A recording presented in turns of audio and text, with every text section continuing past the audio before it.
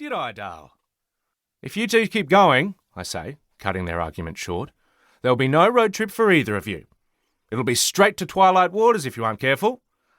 For years, I've been threatening to pack my parents up and house them in an aged care facility.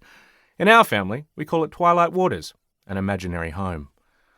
I don't think I could ever follow through on my threat, but I've also been known to insist that Mum get a one-way ticket to live with my brother Glenn and his husband James in Canada. Dad, on the other hand, will move into the granny flat behind the Central Coast holiday home of my eldest brother Grant and his wife Beck. Oh yes, I have it all very carefully planned out. Like many of us, I don't recall the exact moment I stopped being my parents' child and began the role of parent to my more vulnerable mum and dad. I suppose it's been a gradual role reversal. Not some wake up one morning in different bodies Hollywood switch movie. I'm the youngest of their 3 sons, so I always assumed my brothers would step forward and take on parental management. But then I hadn't factored in Grant's expertly feigned bankrupt emotional intelligence, or Glenn chasing true love and running off to Canada. It's as though he got out his ruler and measured the furthest point in the map from where Mum and Dad call home. Toronto, I imagine him proclaiming triumphantly. That ought to do it. Just in case, he then chose to live 2 hours north of the city in some rural backwater that, in winter, can only be accessed by treacherous icy roads. Who would have thought that it'd be the seatbelt challenge that would push me over the edge? The event reaches fever pitch when it appears that today, Mum will remain entirely incapable of strapping herself in. Despite my best efforts to remain calm at all times, I snap. Oh, for goodness sake! How hard is it to plug in a seatbelt? Haven't you had about 50 years of practice? I say, channeling an impatient primary school teacher. Toddy, the buckle's missing. Mum sheepishly pipes up. I open my door, blood boiling, and stamp around to Mum's side of the car. But then I suddenly realise I've accidentally left the buckle tucked under the seat when I laid it down to transport the latest goat from an animal shelter to our farm. Why didn't you tell me that 23 minutes ago? I mutter a few indecipherables under my breath.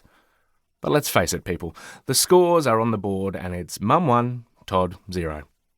5 minutes later, I've made both Jeff and Mum exit the vehicle, lowered the back seat, retrieved the clasp from deep inside the crevice and got Mum set up properly. It would probably be easier if they invented seniors' safety seats and made it my responsibility to buckle them in, nice and tight. Taking deep breaths, I walk back to the driver's seat and gracefully lower myself in. Bodies contorted into car seats? Check. Seatbelts miraculously fastened? Check. Could we actually be ready to go? My fingers are wrapped around the key, breathtakingly close to ignition, and air conditioning. Wait! My water! Dad cries from the passenger seat. Did you remember my water, Dale? He asks Mum. No, I didn't, Dale. Mum says incredulously, as though he's just asked if she's ever flown a jumbo jet. Dad's face crinkles. I'll be back in a sec, he says. I wish. I almost say aloud. My fingers drum on the steering wheel involuntarily.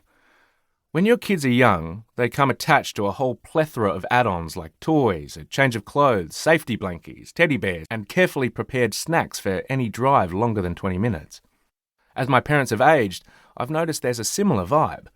Their anxiety levels rise if they forget anything deemed essential for travel. No matter how brief the drive, Dad will not leave home without his bottle of water. For as far back as anyone in the family can recall, ancient plastic bottles have been used, topped up again and again. The original product stickers are long lost, but the label residue remains. Should you ever reach for a bottle of water from their fridge, your hand will be glued to it, just like magic.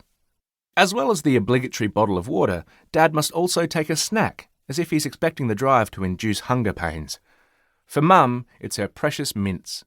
My parents are so well known for these travel accessories that, like a rideshare driver who provides a charge port and cold drink, when they're missing, you can't help feeling a little disappointed. Drove with Jude and Pete today and they failed to supply mints and water. Disappointing. 3 stars. To exit the vehicle, Dad rocks himself backward and forward repeatedly, gradually building up momentum, muttering along with the effort.